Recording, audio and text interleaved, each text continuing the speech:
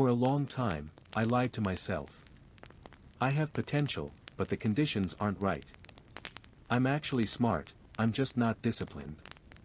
The truth was, I was lazy. I had turned procrastination into a habit. I used to turn off my alarm in the mornings and say, I'll definitely wake up early tomorrow. Days passed, tomorrows came, but I stayed in the same place. At university, I left my studying until the last week and somehow managed to get by.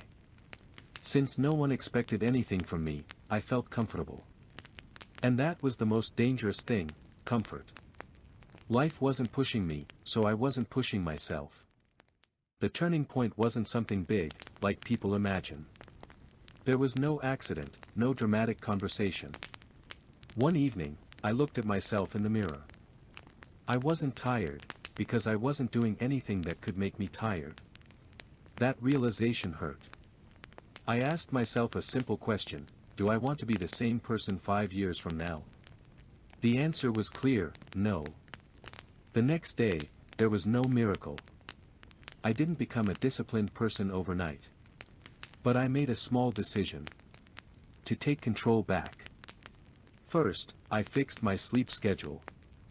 I started waking up at the same time every morning, even when I didn't feel like it. Then I made to-do lists. Just 3 items a day. Small but clear goals. As I completed them, my confidence grew. At the beginning, it was very hard. The old version of me kept whispering, "Forget it, do it later."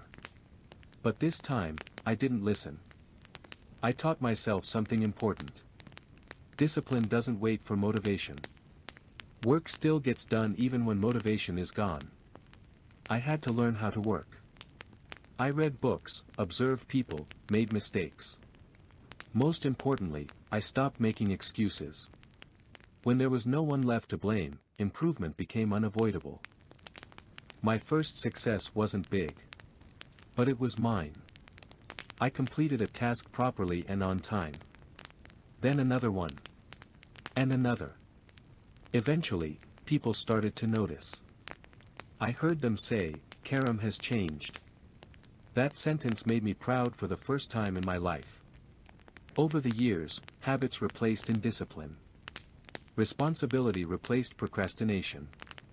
Life didn't suddenly become easy, but I stopped being afraid of difficulty. Today, when I look back, I see this clearly. I don't owe my success to my intelligence. I don't owe it to luck. I owe it to the day I took control.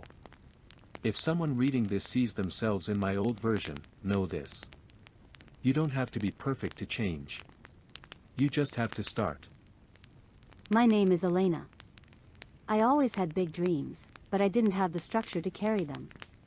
There was an endless ambition inside me. I wanted more, I feared being ordinary. Yet whenever it was time to work, I always found something to distract myself. I called my lack of discipline creativity, and treated procrastination as a side effect of being smart. As the university entrance exam got closer, the pressure increased, but I acted as if it didn't really concern me. I would sit at my desk, open my book, and 5 minutes later reach for my phone. "I'll start in a moment" became the summary of my life. At the end of the day, I couldn't remember what I had studied, only the guilt. And the next day, I repeated the same cycle. One evening, I held my practice exam results in my hands. The numbers were clear, there was no room for excuses. That paper forced me to face a harsh truth: I was great at dreaming, but terrible at taking responsibility. Something broke inside me at that moment. I was angry at myself, but for the first time, I didn't run away. I couldn't sleep that night.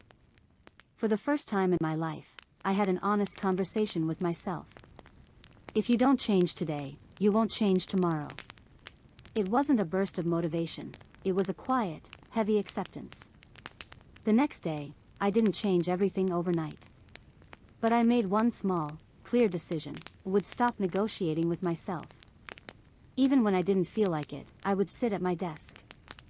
I left my phone in another room. I kept my study sessions short but consistent. I set 3 daily goals and didn't get up until I finished them. At first, it was hard. My old habits kept trying to come back. There were days when I studied for hours and felt unproductive. But this time, I didn't quit. Because I had realized something important: discipline isn't about being perfect, it's about continuing. Over time, my notes changed. They became clearer, simpler, more structured. I started writing as if I were explaining the topics to myself. This gave me both speed and confidence. One day, during a break, I came across posts from students preparing for the exam on social media. Everyone was complaining about the same things: complicated resources, long videos, messy notes. Something stirred inside me. My notes could solve exactly this problem. I opened a small account and began sharing my summaries, weekly study plans, and exam analyses. In the beginning, there was no one. No likes, no comments. But I kept going. Because this time, I wasn't managing results, I was managing the process. After a while, messages started coming in. First thank yous, then questions, and finally, someone asked, "Would you consider selling these notes?" My heart started racing. I set a small price. When the first sale happened, I stared at the screen for a long time. The amount was small, but the meaning was enormous. For the first time, I had earned money with my own effort. From that moment on, my life entered a new order.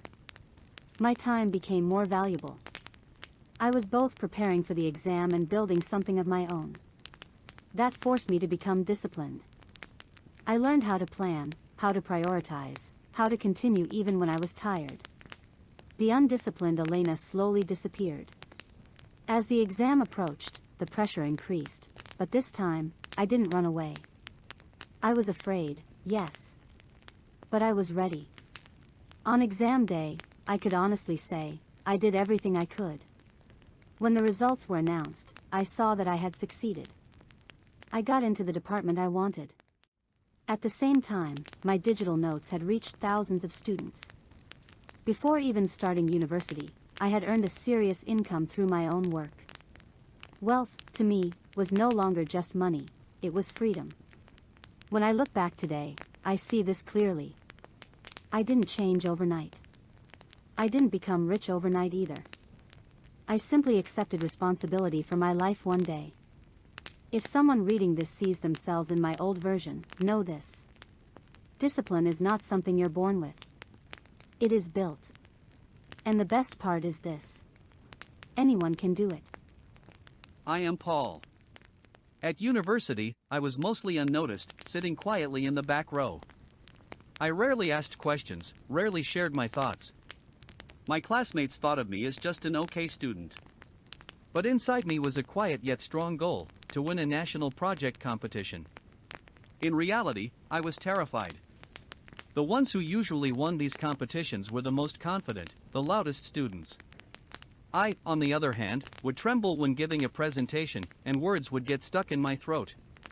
I had said I can't do this to myself so many times that I'd lost count. Then one day, a small voice inside me nudged me again: if I don't try, I'll regret it forever. So I applied. When the results came out, I was among the 20 selected. I should have been happy, but I was scared. There was no turning back now. Weeks of presentations, jury meetings, and intense preparation awaited me. The first week was a disaster. Everyone was confidently sharing their ideas, while I struggled to string together a sentence. During practice presentations, my hands shook, and my sentences fell apart. It felt like everyone was several steps ahead of me, and I was trapped in their shadows. That night, I closed my notebook and looked at myself in the mirror, thinking, maybe I shouldn't be here. My chest felt tight, and my breathing was shallow. But then I made a decision: I wouldn't give up. I would take just one small step every day. My first step was to master my topic. I spent hours in the library, taking notes, studying old projects, researching every detail that puzzled me. My second step was practicing speaking. I stood in front of the mirror and repeated my lines, learning to control my hands and my breath. At first, hearing my own voice made me cringe. The words got stuck in my mouth. But I didn't stop. My third step was presenting to friends, one person or small groups at a time. In the beginning, some would look away or jokingly say, "Relax, Paul." It hurt, but with every attempt, something changed. My words started to flow more smoothly, my hands shook less. Weeks went by, and I realized something was changing in me. I was no longer the loudest, but I was the most prepared. I answered questions calmly, avoided unnecessary sentences, and people couldn't hide their surprise. This guy has been noticed. The final day arrived. My heart was pounding, but now that tremor in my hands felt like strength rather than fear. I took a deep breath and began. I didn't shout or boast. I simply conveyed what I had worked on, what I knew, and what I had prepared. When I finished, there was a brief silence. Then applause, and more applause. My eyes filled with tears. When the results were announced and I heard I had come first, I realized that all the fear, hesitation, and late-night silent effort had been worth it. What I had won was more than a trophy. I had left behind the version of myself that had always been afraid and unsure. That day, I understood, winners aren't always the fastest runners. Sometimes, those who move quietly, unnoticed, cross the finish line. And the most beautiful victory is the one where you surpass your own limits. I am Paul. I started silently, but every quiet moment was preparing my next step. Every small effort, every hesitation, every night I pushed through, made me stronger. And finally, I won. That day, I learned that true success belongs to those who work silently, who keep going despite their fears. And in that moment, I felt the power of my quiet perseverance, the value of patience, and the importance of never giving up.